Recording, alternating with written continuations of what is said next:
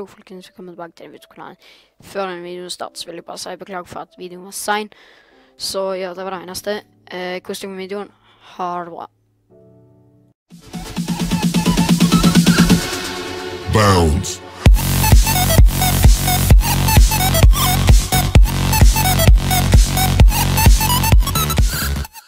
Hallo folkens, velkommen tilbake til denne videokanalen. I dag spiller vi Svelgens og Breeze Island. Vi skal prøve å få et bra game. Det er 3 forsøk, og det tatt 10 timer, så alt det driter der. Så ja, vi ser om vi får en bra runde, og et sverd igjen da. Oh my god, let's kill everybody. 0x. Ok. Han ser god ut, så jeg må ta denne såkoppelige skjedda. I must take him out. Goddammit, da feiler jeg ut til og med. Oh my god. Oi, det må med deg, sånn jeg kan ta deg. Goddammit. Ja, prøv deg på meg. Get wrecked. Ok, jeg fikk meg ganske lov da. Wrecked. Han var ikke så god som han hørtes ut som. Så han går når det er bra navn og egentlig suger. Ja. Kista var tatt. Jeg holdt på å si det er nice, det da. Det er kult. Men det er teit at de kistene der har tatt sin, da tipper jeg at Fossen har tatt. Nei, kanskje ikke. Den har jo ikke tatt da. Og så bare skaffer vi oss noe mat sånn kjapt. Der. Sånn, da springer vi videre oppover. Jeg må se om vi får noe på støff opp i Tautun hvis jeg får komme meg opp. Og nå er vi oppe, og så må vi spise en melona, ja. Der, og mat er det så kjedelig. En tomatkiste. Og litt amor, nice. Ok, ha det. Snakkes ikke av noe med deg å gjøre lenger. Ok, der. Ja, da, steinsab. Nice. Hopp. Men så, hvis jeg bare får råd og noe sånn, så hadde det vært supert. Men så, vi kan ta det oppi der, sånn. Da har vi sortert inventaren litt, med så. Ingen kista der.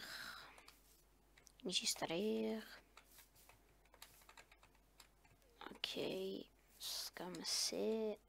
Ikke med sliv. Ok, skal vi se om vi kan få en XP. Nice, et XP. Alltid greit å ha. Dette her er jo ikke noe det jeg pleier å gå den andre der. Jeg går bort til TNT når det der tar det. Sånn. Da har vi tatt den. Og det var den råd. 1000 av råden. Den slår den igjen. Nice. Da har vi det. Jeg følte det var litt høy lyd faktisk. Vi se. Sånn er det gutt der. Det er gutt. Og så skal vi se om parkour-tårnet er tatt. Det håper jeg ikke. Det er pro i parkour da. Oh my god. Sånn. Sånn, da var det en sikkert betray, skal være sorry.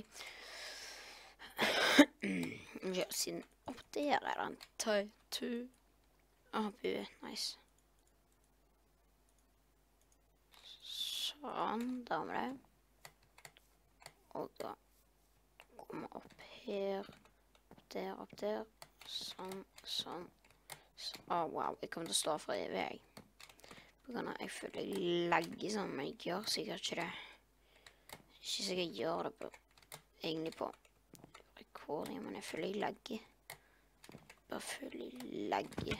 Ja. Jeg har noen 3 forsøk til eller noe, så gidder jeg ikke mer. Ok, dette er det første. Ok, sånn. Opp der. Nesten.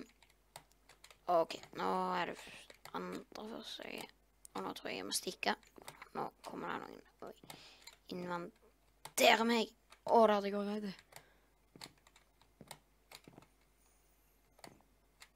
Ja, jeg stikker. Gidder ikke det der mer. Ok, om de timer. Der er noen dudes der. Ja, der er nemlig en dude der. Han er bedre enn meg. Men ikke. Records. Der.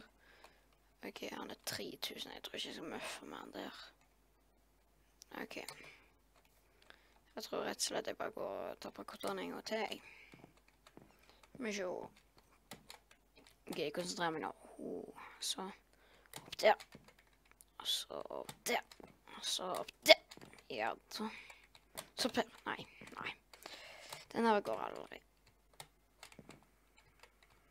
Hopp. Nei.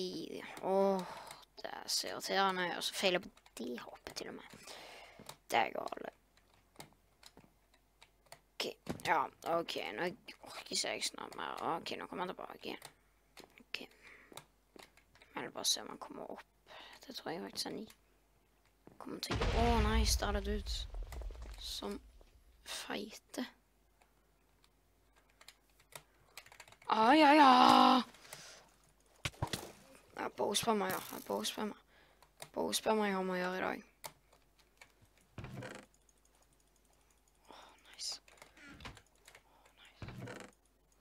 Nice. Ok, nice. Det er good. Hva han ble av?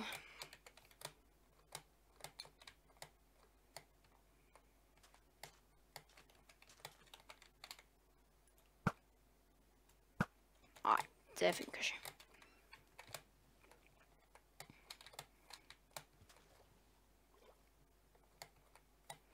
Ok, så killen bare den der.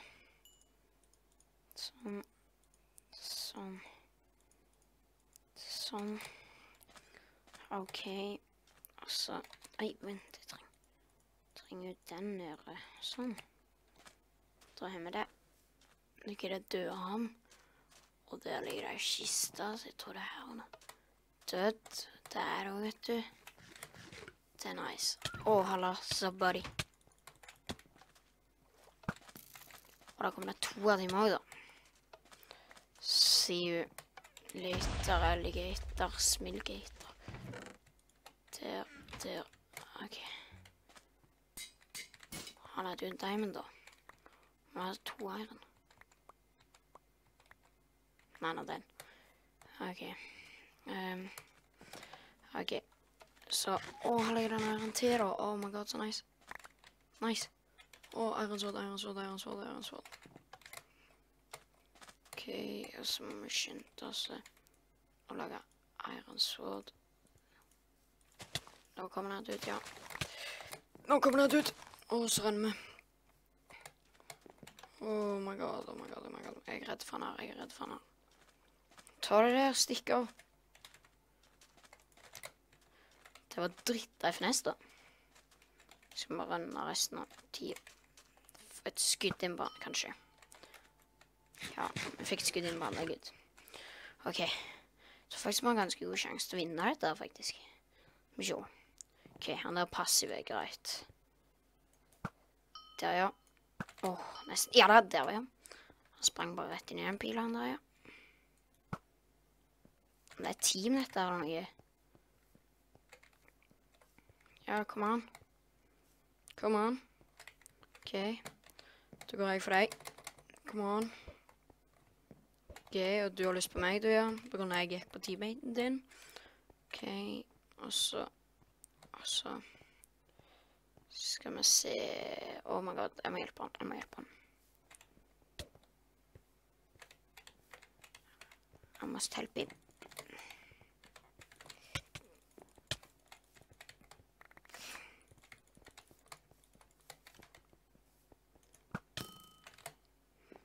Ok, da fikk jeg et skudd inn til på han. Ja, kom om hit. Gå på meg da. Ja, ok, så kommer du bak meg, ja. Ok, teameren, ja. Det er fair. Det er greit pyset gjort. Come on. Do you want to fight me, bro? You want to fight me, bro? You want me? You want me, bro? Å, fytti grisen for noen pyser. Åh, come on. Åh, disse nære pyser her, altså. De ikke er litt dårlige PvP-er. Ja, du skal komme med den der dumme cop-upen din, så funker faktisk. Oh my god, oh my god, oh my god, mate.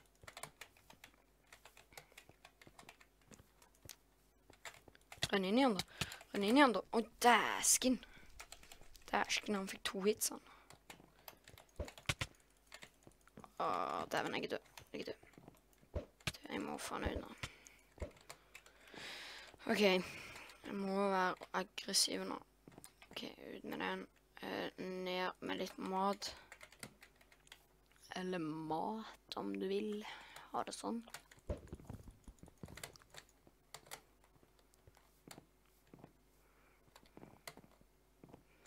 Type begge sånn dritlow. Åh, goddammit, han prøver seg. Ok. Disse var ganske gode PvP-er egentlig nå, når jeg tenker meg om.